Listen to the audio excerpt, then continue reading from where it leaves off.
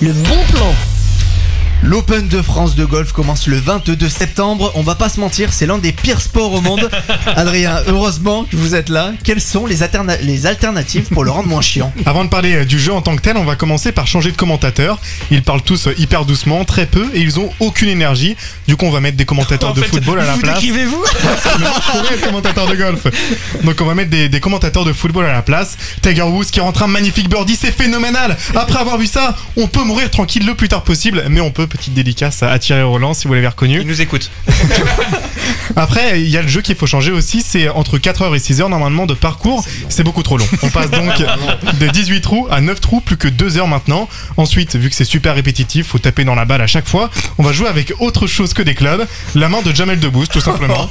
Celle qui est dans le pantalon, pas celle qui est assortie. Pour la balle, le joueur devra lancer un dé, 6 possibilités, la balle de golf normale, un ballon de rugby, une boule de bowling, un volant de badminton, un œil de verre. Badminton, un œil de verre ou la tête de Louis XVI, c'est au choix, enfin c'est au hasard. Le pauvre. En plus, il nous écoute.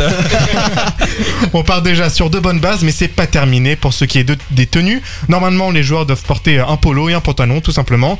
Maintenant, tout le monde devra se déguiser en un personnage de Monstres et compagnie. Voilà, c'est moi qui ai choisi. Wow. Et j'instaure aussi une dernière règle. Il est sous acide. J'instaure aussi une dernière règle, c'est que la triche en fait elle est autorisée tant que personne ne vous voit tricher. Pour faciliter la tâche, toutes les 10 minutes, l'ensemble du parcours sera plongé dans le noir pendant 10 secondes. C'est pas idiot. Et si un joueur réussit un trou en un coup, il dispose des codes de la bombe nucléaire. Voilà, ce sont des règles tout à fait réalistes et en tout cas ça a l'air vachement moins chiant. Moi j'ai hâte de voir ça. Merci beaucoup Adrien Hardy. En direct jusqu'à minuit, c'est Storytelling.